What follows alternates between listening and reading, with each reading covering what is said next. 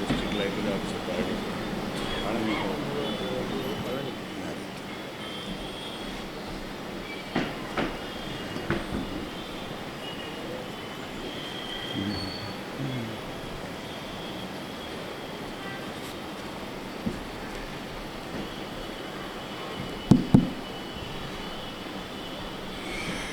அமுதே தமிழே அழகிய மொழியே எனது உயிரே, அமுதே தமிழே அழகிய மொழியே எனது உயிரே, சுகம் பல தரும் தமிழ் பா சுவையோடு கவிதைகள் தா, தமிழே நாளும் நீ பாடு, அமுதே தமிழே அழகிய மொழியே எனது உயிரே.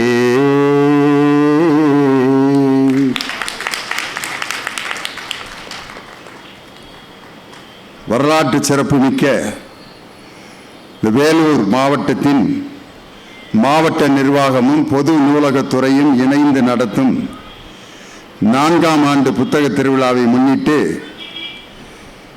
இன்று நடைபெற்று கொண்டிருக்கக்கூடிய அருமையான பொது அரங்க நிகழ்ச்சிக்கு வருகை தந்து சிறப்பு செய்து கொண்டிருக்கக்கூடிய அனைவருக்கும் என்னுடைய மனமார்ந்த வாழ்த்துக்களை சொல்லி, இந்திய மாநிலங்களிலேயே மாவட்டந்தோறும் புத்தக திருவிழாக்களை நடத்த வேண்டும் என்று அரசாணை பிறப்பித்து சாதாரண குடும்ப உறுப்பினர்கள் ஒவ்வொருவருடைய கையிலும் புத்தகங்களை கொண்டு போய் சேர்த்து அவர்களை படிக்க வைக்கின்ற அரிய பணியை செய்ய வேண்டும் என்ற நோக்கத்தில் மாவட்டந்தோறும் புத்தக திருவிழா நடத்தப்பட வேண்டும் என்ற அரசாணை பிறப்பித்து அதை வெற்றிகரமாக நடத்தி கொண்டிருக்கக்கூடிய மாண்புமிகு தமிழக முதல்வர் அவர்களுக்கு என்னுடைய சிறப்பான நன்றியை வேலூர் நகரத்தின் பொதுமக்கள் அனைவரின் சார்பாக தெரிவித்துக் கொள்கிறேன். இந்த அருமையான வேலூர் மாவட்டத்தில்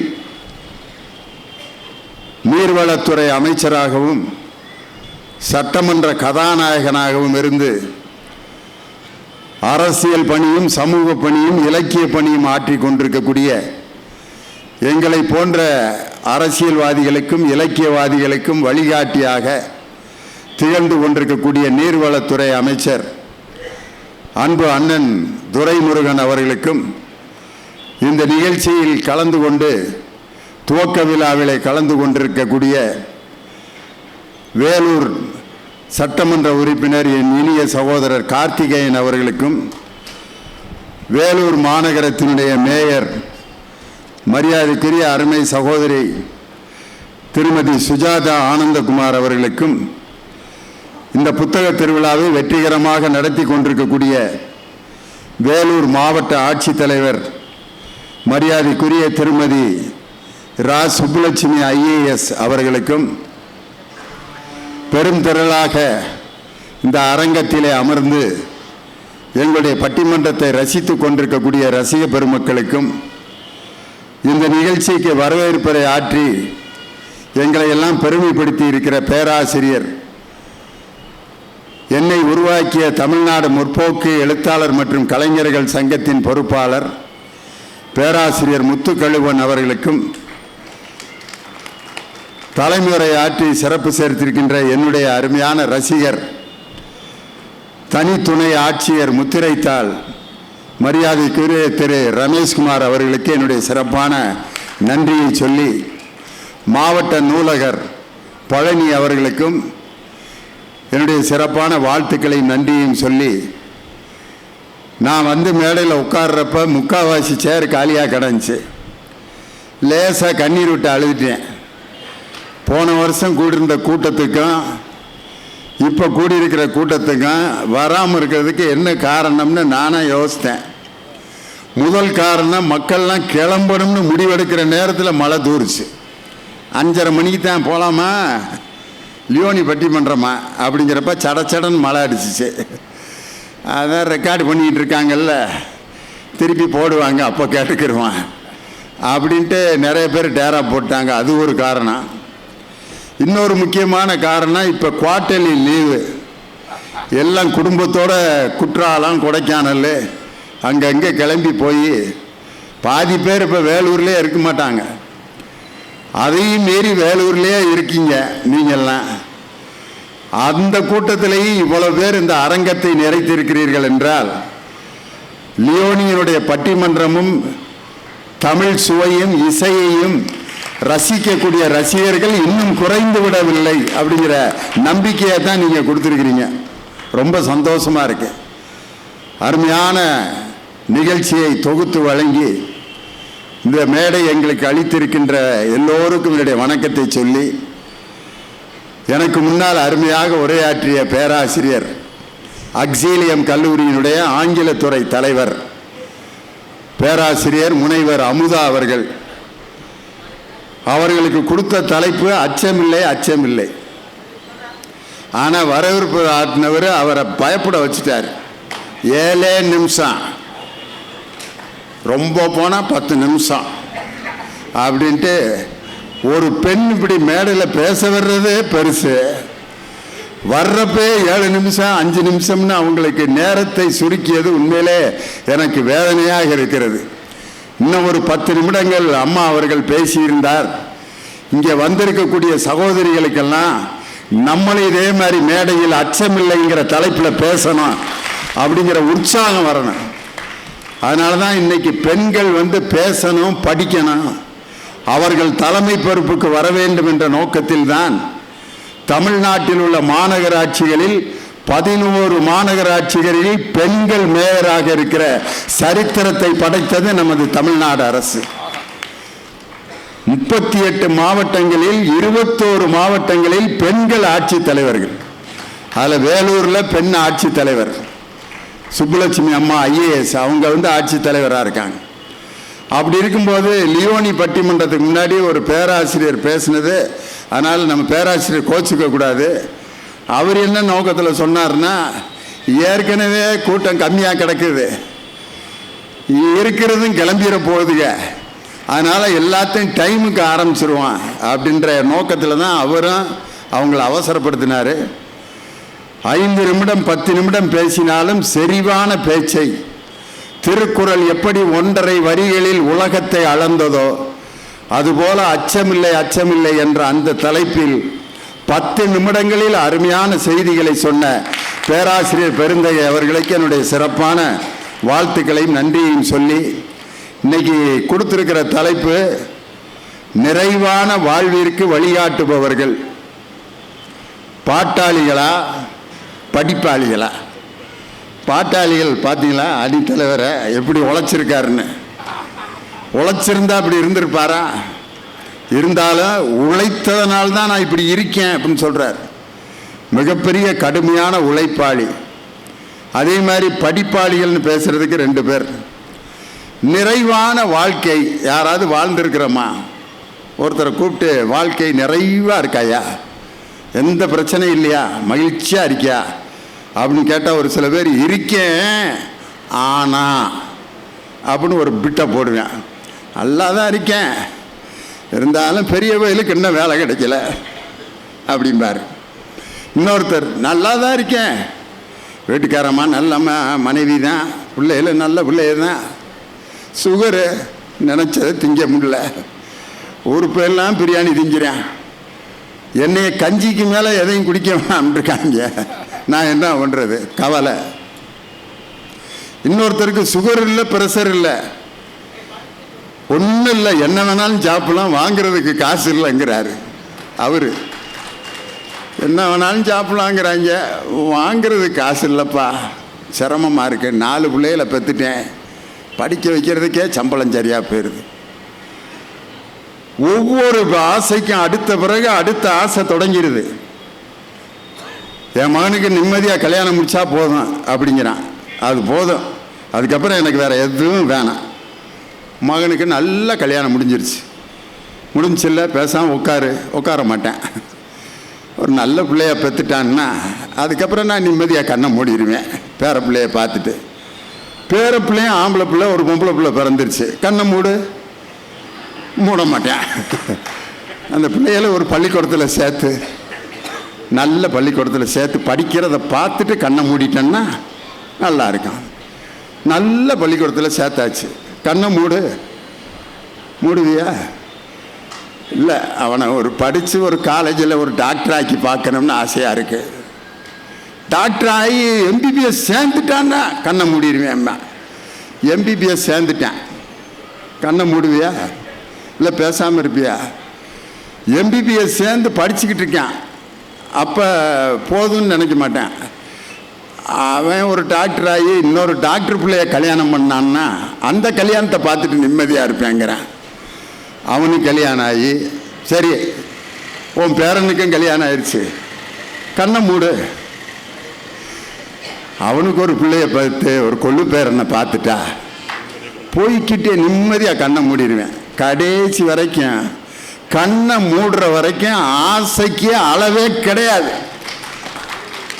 இதைத்தான் நம்ம யுகபாரதிங்கிற கவிஞர் கும்கி படத்து பாட்டில் எழுதியிருக்கார்.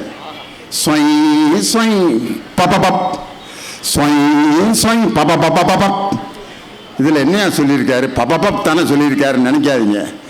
கையளவு நெஞ்சத்திலே கடலளவு ஆசை மச்சான், அளவு தேவையில்லை, அதுதான் வாழ்க்கை மச்சான். நாம ஜோரா மண் மேல சேராவிட்டாலும் நினைப்பே போதும் மச்சான். கையளவு நெஞ்சத்திலே கடலளவு ஆசை மச்சான். யோகபாரதிகிட்ட கேட்டேன், இந்த வரியை எங்கேயோ கேட்ட மாதிரி இருக்கே அப்படின்னு. எங்கேயோ இல்லை, கண்ணதாசன் வரியை பார்த்துட்டு தான் நான் எழுதினேன். ஒத்துக்கிட்டார். எந்த வரி உங்களுக்கே தெரியும். பாதகாணிக்கைங்கிற படத்தில் கையளவு உள்ளம் வைத்து கடல் போல் ஆசை வைத்து விளையாட சொன்னானடி, என்னை விளையாட சொன்னானடி. கையளவு உள்ளம் வைத்து கடல் போல் ஆசை வைத்து. ஆசைக்கு அளவே கிடையாது. நிறைவான வாழ்க்கை அப்படிங்கிறது எப்படி நமக்கு கிடைக்கும்? நம்ம மனசு தான் காரணம். போதும், ரைட், இப்போ நான் நிம்மதியாக செத்தா நிம்மதியாக சாமண்டான்னு எவன் துணிஞ்சு சொல்கிறானோ அவன் தான் வாழ்க்கையில் மகிழ்ச்சியாக இந்த நொடியில் வாழ்வதற்கு தயாராக இருக்கான் பார், அவன் தான் வாழ்கிறான்னு அர்த்தம். நாளைக்கு நாளை மறுநாள் அடுத்த வருஷம் ஆகா ஓகா இப்படியே கவலைப்பட்டு திட்டமிடலாம், கவலைப்பட்டுக்கிட்டு இருக்கக்கூடாது. இந்த நிறைவான வாழ்க்கைக்கு பெரிதும் துணை புரிபவர்கள் யார்? பாட்டாளிகள், உழைப்பாளிகள். உழைப்பா படிப்பா, அதுதான் இன்னைக்கு தலைப்பு. பிறந்தொன்னையே உழைப்பு படிப்பு ரெண்டுமே தொடங்கிடுது. பிறந்தொன்னே எந்த குழந்தை கையும் காலையும் இப்படி ஆட்டுதோ அதுதான் வாழ்கிறதுக்கு தகுதி ஆயிடுச்சுன்னு அர்த்தம். பிறந்தொன்னு இப்படியே கிடக்கிறான்னு வச்சுக்கோங்க, என்ன நினைப்போம் பிள்ளைய பார்த்துட்டு? ஐயோ டேய் என்னடா இப்படி பெற்று போட்டிருக்க?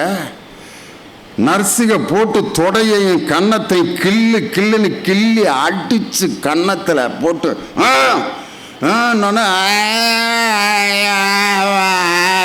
அப்படிமா வாடா மாப்பிள்ள. கை கால் ஆற்றிய அந்த கைகால் முதலில் அசைக்கிறான் பாரு, அன்னைக்கே உழைப்பு தொடங்கிருது. பிறந்தோன்னு அந்த கைகளையும் கால்களையும் அசைக்கின்ற குழந்தை அன்றே உழைக்க தொடங்கி விட்டது. அது மட்டுமா, அந்த குழந்தைய தூக்கி சக்கரை தண்ணியை வச்சு விடுவாங்க யாராவது ஒருத்தர். அது வைக்கவே கூடாது, தப்பு. ஐயா வந்திருக்காரு, அவன் எங்கெங்கே கையை வச்சுட்டு வந்தானோ, சிகரெட்டை குடிச்சிட்டு வந்திருப்பேன், கை கழுவாமல் வந்திருப்பேன், தலையை 15 தடவை சுரண்டியிருப்பேன், காதை விட்டு குடஞ்சிருப்பேன். அதுக்கு மேலே நான் விளக்கம் சொல்லலை. ஐயாவை சக்கரை தண்ணியை தொட்டு வாயில் வைக்க சொல்ல, அவன் டக்கின்னு வச்சு இப்படி வாயில் கை வச்சுட்டான். அடுத்த நாள் அந்த புள்ள அப்படியே ஃபீவர் வந்து என்னன்னு தெரிலங்க, சக்கரை தண்ணி தொட்டு வச்சிங்களா அப்படின்னு கேட்குறாரு. யார் தொட்டு வச்சது? இந்த இவர் தான். அவர் அரை மணி நேரத்துக்கு ஒரு தடவை சிகரெட்டு குடிக்கிறவர், பொடி போடுறவர். அவர் கையில் சக்கரை தண்ணியை தொட்டு வச்சோன்னா குழந்தைக்கு இன்ஃபெக்ஷன் ஆகிப்போச்சு. ஒரு குழந்தைய அழ ஆரம்பிச்சு அந்த குழந்தைய தூக்கி நம்ம ஜகஜகதான் சத்தம் கொடுத்தோன்னா ஒரு சிரிப்பு சிரிக்கிறான் பார், அந்த சிரிக்கும் போது அவனுடைய அறிவு படிப்பு தொடங்கிடுது. அன்னைக்கு தொடங்குறது தான் படிப்பு. ஒரு முகத்தை பார்த்து அவன் சிரிக்கணும்னு நினைக்கிறான்னா அங்கே மூளை வேலை செய்ய ஆரம்பிச்சிருச்சுன்னு அர்த்தம். பிறந்த உடனேயே படிப்பும் உழைப்பும் தொடங்கிறது குழந்தையில. இந்த உழைப்பு தான் நாளைக்கு அப்படியே வளர்ந்து வளர்ந்து வளர்ந்து ஒரு மனிதனை உழைப்பாளி ஆக்கி அவனுடைய கண்டுபிடிப்புகள் அனைத்திற்கும் காரணம் ஒரு மனிதனுடைய அயராத உழைப்பு தான். இந்த மேடையில் இந்த மைக்கில் நான் பேசிட்டு இருக்கேன்னா ஒரு படிப்பாளி இதனுடைய தியரியை உண்டு பண்ணியிருப்பான். ஆனால் இந்த வயரையும் மைக்கையும் இந்த ஸ்டாண்டையும் ஒரு உழைப்பாளி செஞ்சு தான் அந்த அறிவை ஒரு பொருளாக இன்னைக்கு மாற்றிருக்கான். இன்னைக்கு அதுதான் சப்ஜெக்டே. இந்த மைக்கில் இருக்கக்கூடிய மெக்கானிசமா அல்லது இந்த மைக்கை உருவாக்கின இந்த பொருளை உருவாக்கிய உழைப்பாளியா, அதுதான் இன்னைக்கு தலைப்பு. உழைப்பு இல்லாட்டி ஒரு மனுஷன் என்னத்துக்கு ஆவாங்கிறதுக்கு வேற உதாரணமே தேவையில்லை. நாளைக்கு இந்த கோட்டை மைதான ரோட்டில் காலையில் ஒரு 5 மணிக்கு போய் பாருங்க. வேலூரில் இருக்க விஐபி பூரா டவுசரை போட்டுக்கிட்டு எங்கேயா போயிட்டு இருக்கீங்க? போய்கிட்டு இருக்கேனப்பா. ஏன் போகிற? போகலைன்னா போய் சேர்ந்துருவேன்ட்டாரு டாக்டரு. அதான் கிளம்பி போகிறேன். 5 கிலோமீட்ரு 10,000 ஸ்டெப்பு. வாட்சில் பார்த்துக்கிட்டே நடக்கிறேன். 3000 தான் ஓடிக்கிட்டு இருக்கு. இன்னும் 7000 போகணுமாம்டா. இல்லாட்டி நம்ம பின்னாடி 7000 பேர் வந்துடுவாங்க, வண்டியில் வச்சு தள்ளிட்டு போயிடுவாங்க. நட அப்படிங்கிறான். யாரா உன்னைய நடக்க சொன்னது? டாக்டர் தான். அவர் எங்க? அவரும் தான் பின்னால் தொப்பையை தொங்க போட்டு வராரு. யார் இன்ஸ்ட்ரக்ஷன் கொடுத்தாரா அந்த டாக்டரும் வகுற தொங்க போட்டு புசுக்கான்னு வராரு. நீ தானே எல்லாரையும் நடக்க சொன்ன. நடக்க சொல்லிவிட்டு நான் வீட்டில் போய் ஆம்பூர் பிரியாணி ஒரு ஃபுல்லாக ஒரு கோழி 65 அடித்தேன். அப்புறம் நான் எங்கே போகிறது? சொல்கிறது தான், அப்புறம் என்ன பண்ணுறது அப்படிங்கிறாரு. நடக்கிறான். ஏன்னா உழைப்பு இல்லாமல் போச்சு. அந்த உழைப்புக்கு காரணம் அறிவாளிகள் கண்டுபிடிச்ச கருவி தான். அந்த உழைப்பு இல்லாதனால தான் இவ்வளவு நோய்கள் பெருகிருக்கு அப்படின்னு யாரு இந்த குரூப் பேசுது. இல்லை, மனிதனுடைய அறிவு தான் வாழ்க்கையில் அவனுக்கு எல்லாவற்றையும் உருவாக்கி தந்தது அப்படின்னு பேசுறதுக்கு 2 பேச்சாளர். அவர் தான் பேராசிரியர் விஜயகுமார். படிப்பாளிகளே என்ற அணியினுடைய தலைவராக தன் கருத்துக்களை வழங்க வந்திருக்கிறார். சட்ட கலர் பார்த்தீங்களா? ராமராஜனை தவிர இந்த கலரில் வேற யாரும் சட்டை போட மாட்டாங்க. மாங்குயிலே பூங்குயிலே செய்தி அதில் கூட கரகாட்ட சட்டை தான் போட்டிருப்பாரு. இந்த பாட்டப்போ ஒரு சட்டை போட்டிருப்பாரு பார்த்தீங்களா? ஊரு விட்டு ஊரு வந்து பேரு கட்டு போடாதீங்க அப்போ இந்த கலர்ல இருந்து சட்டை போட்டிருப்பாரு. ஆனால் இந்த சட்டையை ஒருத்தர் பந்தாவா கம்பீரமாக போடுற ஒரு துணிச்சல் இருக்குன்னா அது எங்களுடைய பேராசிரியர் விஜயகுமாரை தான்.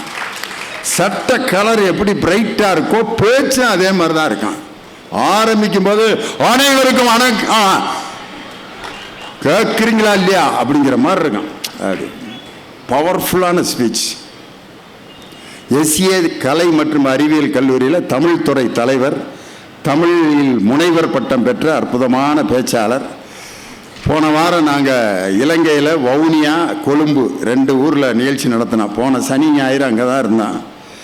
இந்த வவுனியாவில் இவர் பேசின பேச்சை கேட்டுவிட்டு எல்லாம் எந்திரிச்சேன்னு கத்துனாங்க. அந்த அளவு கைதட்டினாங்க. அருமையான பேச்சாளர் விஜயகுமார். பாட்டாளிகளே அப்படிங்கிற அணியினுடைய தலைவராக வந்திருப்பவர் எனது அருமை தம்பி கவிஞர் இனியவன். அவர் நல்ல அறிவியல் பூர்வமான சிந்தனைகளை உணர்வு பூர்வமாக சென்டிமெண்ட் பேச்சாளர். அப்படி டச் பண்ணிடுவார் ஹார்ட்டை. அது மட்டும் இல்லை, இவர் மாதிரி ஒரு சினிமா பாட்டுகளுடைய மொக்கையை கண்டுபிடிக்கிறதுல இவர் அடிச்சுக்கிறதுக்கு ஆளே கிடையாது. நீங்கள் என்ன மாதிரி பாட்டு எழுதினாலும் அதுக்கு ஒரு புது விளக்கம் ஒன்று கொடுத்துருவார். மோனிகா பெல்லூஜி கடலை கலராக்கும் சுனாமியே வந்தாச்சு, மோனிகா பெல்லூஜி அப்படி அந்த பாட்டுக்கு விளக்கம் கொடுப்பாரு. ரண்டக்கன்னு ஒரு பாட்டு எழுதினாலும் அதுக்கு விளக்கம் கொடுப்பார். லாலாக்கு டோல் டொப்பி மா அதுக்கு கொடுத்தாரு பாருங்க ஒரு விளக்கம். கவிஞர் வாலி அழுதுட்டார். நான் இப்படிலாம் நினச்சி எழுதவே இல்லைடா. உங்கால் தாண்டா அதை என்னமோ சமூக சிந்தனை பாட்டு மாதிரியே மாத்திடுறான். இப்ப எழுதுன ஒரு பாட்டுக்கியா, நீ இருக்கிறது ஓலை கொட்டாயா, சும்மா நடக்கிறது தவளை கட்டாயா, மஜாவாய் நிக்கிறிய பஞ்சு முட்டாயா, ஆமா பஞ்சு முட்டாயா, தோஜாவா இருக்கிறீனே ஓ மடியில சாஞ்சு, சாஜாவா இருக்கிறிய வாட்டர் பாக்கெட் மூஞ்சி, காஞ்ச மிளக போல நான் இருக்கிறேன்னு காஞ்சி, என் மனசு உசு புரிய உன்ன போல ஆஞ்சி. இந்த பாட்டுக்கு உட்காந்து ஒரு விளக்கம் கொடுத்தாரு. கொழும்புல அவங்க நாங்கள் பல தடவை கேட்டிருக்கோங்க அந்த பாட்டை, ஆனால் இப்படி ஒரு அர்த்தத்தில் நாங்கள் கேட்டதே இல்லைன்ட்டாங்க. அடுத்த நாள் பத்திரிகையிலலாம் விளக்கம் கொடுத்தா அதுக்கு எழுதியிருந்தாங்க. அவர் தான் கவிஞர் இனியவன். பாட்டாளிகளேங்கிற அணிக்கு படிப்பாளிகளேங்கிற அணியை நிறைவு செய்ய வந்திருப்பவர் மிகச்சிறந்த பேச்சாளர், நல்ல பாடகர், நல்லா பாடுவார். அவர் ஒரு நல்ல குறும்பட இயக்குனர், டைரக்டர். அவர் அநீதின்னு ஒரு குறும்படத்தை டைரக்ட் பண்ணார். அவர் பண்ணார், நல்ல படம் தான். ஆனால் என் குடும்பத்தில் அது ஏற்படுத்தின மாற்றம் இருக்குது பாருங்கள். அந்த அநீதின்ற படத்தில் நடிக்கிறதுக்கு ஆள் தேடிக்கிட்டு இருந்தார். என் மகனை பார்த்தார். MBA BTech படிக்க வச்சேன். என் மகனை படிக்க வச்சு ஒரு கம்பெனியில் அசிஸ்டன்ட் மேனேஜராக 80,000 ரூபா சம்பளத்தில் இருந்தான். அவனை கேமரா முன்னால் இன்ஸ்பெக்டர் வேஷத்தை போட்டு கொண்டு போய் நிப்பாட்டினார். வேலை எழுதி கொடுத்துட்டேன். இப்போ முழு நேரம் நடிகராக இருக்கேன். டெலிவரி பாய் அப்படின்னு ஒரு படத்தில் இப்போ ஷூட்டிங் நடந்துகிட்ருக்கு சென்னையில். சண்டை காட்சி நடிச்சிட்ருக்கேன். சாமானியன்னு ராமராஜன் சாருக்கு மருமானம் நடித்தான். சீனு ராமசாமி சார் டைரக்ஷனில் கோழிப்பண்ணை செல்லத்துறை அப்படிங்கிற படத்தில் நடித்தான். நடிகர் ஆகிட்டான். இப்போ என் மகனை இன்ஜினியரை நடிகனாக்கிய பெருமை கடலூர் தனிய வேலனைத்தான் சார். மாண்புமிகு பறைன்னு ஒரு படம் நடித்து அந்த படம் பிரான்ஸில் படம் வெளியாகிறதுக்கு முன்னாடியே விருதுக்கு தேர்வாகி போயிருக்கு. அந்த அளவுக்கு என் மகனை ஒரு திரைப்பட நடிகராகினார். இந்த பக்கம் பாட்டாளிகளே என்ற அணியை நிறைவு செய்ய வெளியிலே மிகப்பெரிய உழைப்பை செலுத்தாவிட்டாலும் வீட்டிலே அவர்கள் உழைக்கின்ற அந்த உழைப்பிற்கு நாம் இதுவரை எந்த சன்மானமும் கொடுத்ததில்லை. அந்த வீட்டிலே உழைக்கின்ற பெண் வர்க்கத்தினுடைய பிரதிநிதியாக வந்திருப்பவர் என்னுடைய அருமை சகோதரி, என் மக நாகநந்தினி. கல்லூரி மாணவியாக, பள்ளி மாணவியாக இருந்த சமயத்திலிருந்தே எங்கள் அணியில் பேசிகிட்டு இருக்காங்க. அவங்க பேசும்போது பல மேடையில் நான் சொல்லியிருக்கேன், முக பாவனைகளோடு பேசுவாங்க.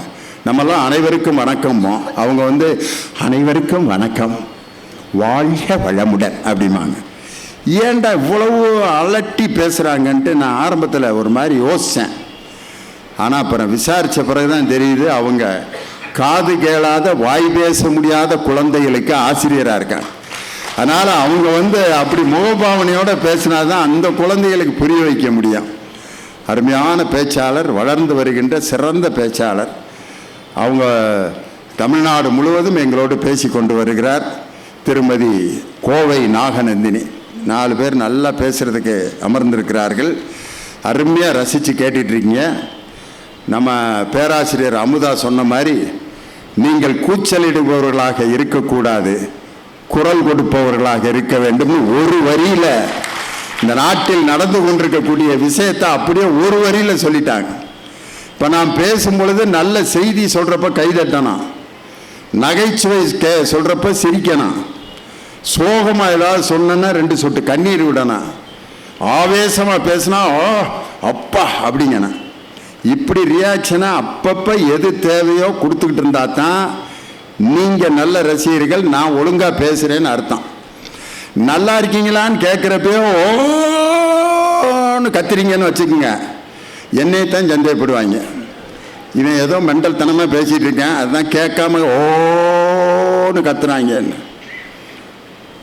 தொடங்கினதுலேருந்தே கை தட்டிக்கிட்டு இருக்கீங்கன்னா என்னை என்ன நினைப்பாங்க,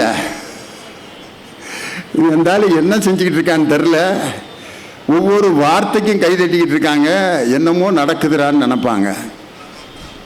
ரசிகர்கள் என்பவர்கள் பல உணர்வுகளை அவ்வப்போது வெளிப்படுத்துபவர்கள் தான் ரசிகர்கள். இது ரசிகர்களின் கூட்டம், அறிவு சார்ந்த கூட்டம். இது கூச்சலிடும் கும்பல் அல்ல. அந்த கூச்சலிடும் கும்பல்களுக்கு மத்தியில் அறிவு சார்ந்த கூட்டத்தை இந்த புத்தக திருவிழாவிலே நடத்தி கொண்டிருக்கக்கூடிய எல்லாருக்கும் என்னுடைய வணக்கத்தை சொல்லி, நிறைவான மகிழ்வை தருவது உருவாக்குபவர்கள் படிப்பாளிகளே என்ற அணியை துவங்கி வைத்து பேராசிரியர் விஜயகுமார் உங்கள் பலத்த கரவொலியோடு தன் கருத்துக்களை வழங்க வருகிறார். வாங்க.